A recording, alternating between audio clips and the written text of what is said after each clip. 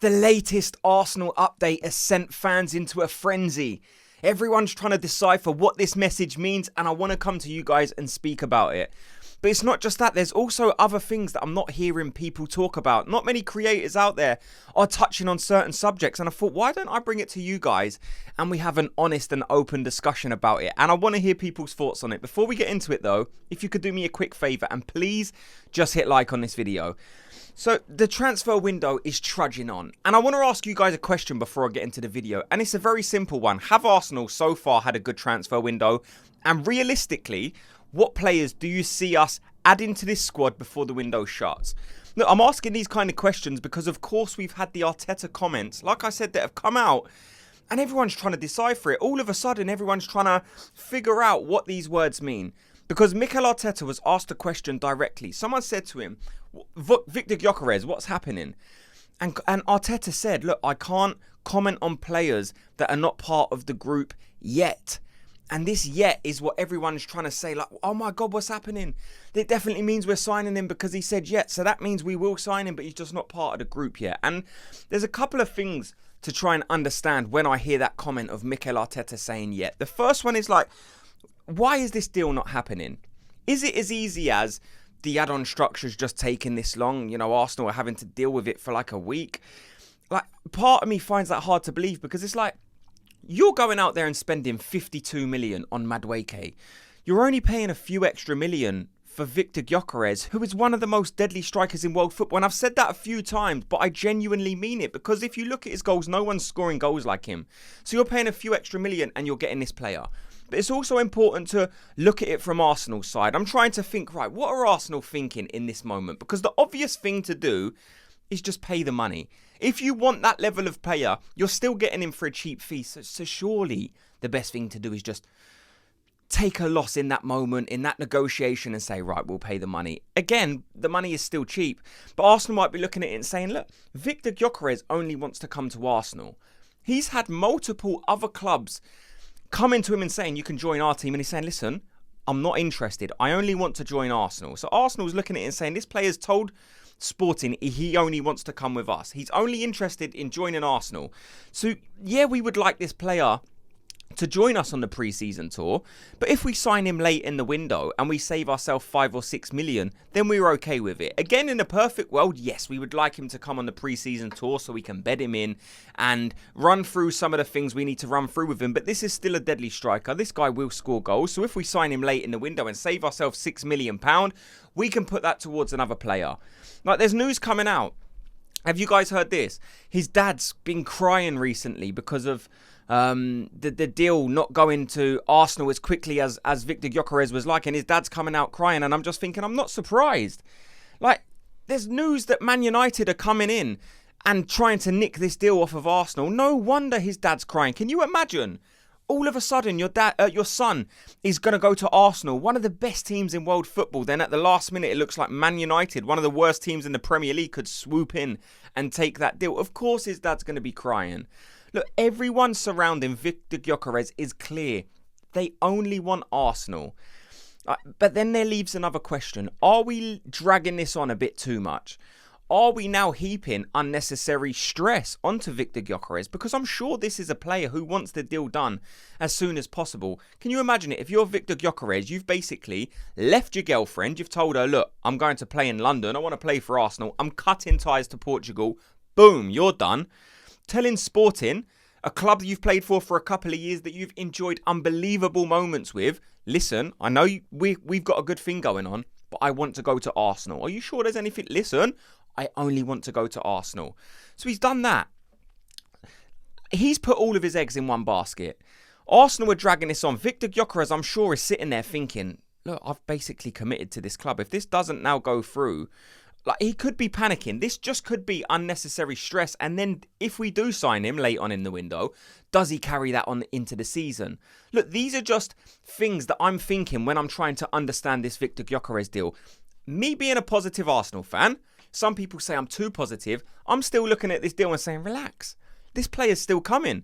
I'm like, the things I'm hearing genuinely make me believe this player is still coming. 100%. I'm not going to sway my opinion until I see news out there, or until someone rings me and says, listen, this deal's done, it's finished. I'm still going to come to you guys and say, I believe this deal will happen. Because I do. I do still believe this deal happens. And in fact, by the time I release this video, it could actually have come out that this deal is now done. Because it's not too far away. It is just this add-on structure. And I'm thinking, you're probably saving yourself £3, £4, £5 million by not coming to this agreement of making these add-ons easily achievable. Like, surely you just go with it. That's the thing where I'm thinking, like, come on. And like, there's another thing that I don't know, I guess people could push forward. It's like, well, Chelsea wouldn't do this. If Chelsea identify a player, they go out there and sign them. And I'm like, look, I understand Chelsea do some good things in a transfer window. But if you're strategizing and pushing like the whole policy, if you want Chelsea to be the team you look for and say, right, this is my inspiration when it comes to transfer, I want to look at what Chelsea does and bring that to Arsenal, then I'm telling you, you're incorrect. You do not want Arsenal to be run like Chelsea Football Club. Yes, they go out there and sign the players, but they also stick them on a 10-year contract. They're also signing every single player you could possibly think of, most of whom will never make it into the first team. And you can say, yeah, but sometimes they get lucky. Sometimes they'll sign a player for 20 million or 30 million, and then in 2 years' time, they'll make a 15 or 20 million pound profit. And I'm like, yeah, but that's few and far between. Chelsea aren't doing that on a consistent basis to where you can look at it and say, this is the structure I want implemented at Arsenal because it consistently provides a good outcome, because it doesn't. Chelsea are constantly bringing in these players who aren't good enough. They're paying massive money, 75, 80, 60 million pound for these players who play for half a season, and then Chelsea realise they're not good enough, and then they don't get a sniff. And then their transfer fee drops to 15, 20, in some cases 5 million. Look at what happened with multiple other players. They're just not good enough. So I don't want Arsenal's transfer policy to be based around what Chelsea do. Yeah, Chelsea, if they wanted this player, they would have tied it up already. They would have got him. Also, they would have overpaid. Also, you have to look at it from Arsenal's point of view. If they're saying, look, we could meet their expectation and just pay the money, but then next time when we get into a negotiation with another club, they could look at it and say, look, they will give in.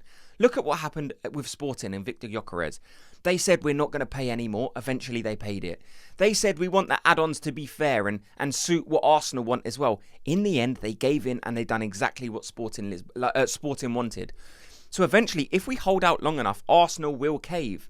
And we've got recent evidence to suggest that's true, because it just happened with Victor Gyokeres. So I understand there's frustration in the Arsenal fan base. I can understand where the Arsenal fans are coming from. Also, I can kind of understand where Arsenal are coming from.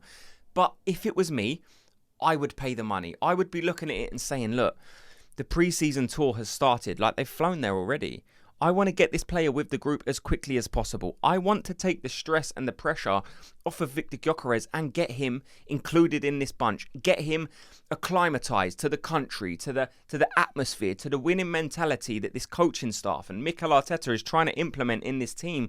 Get him in and around it as quickly as possible, and then surely the deal will be a success. Like I said, let me know your guys' thoughts on Victor Gyokeres. Do you think Arsenal are taking the right approach? Would you just go out there and spend the money and say, look, we just want the player now. It's dragged on long enough. The season's getting closer. The transfer window's getting shorter.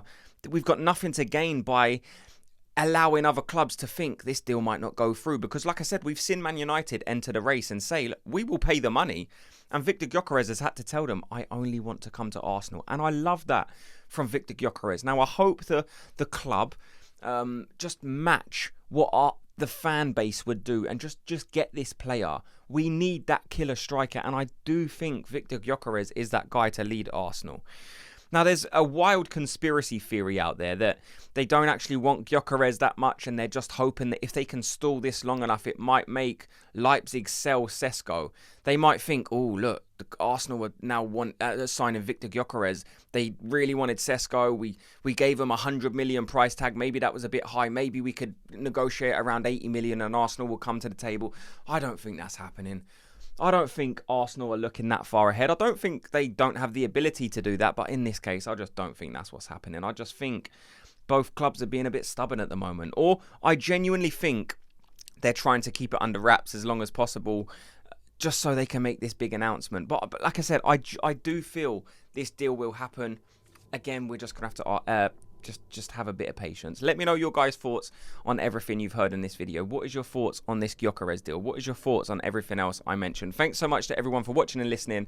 Before you go, if you could do me a quick favor, like I said, just hit like and subscribe, and I'll speak to you all in tomorrow's video. Gooners, have a good day.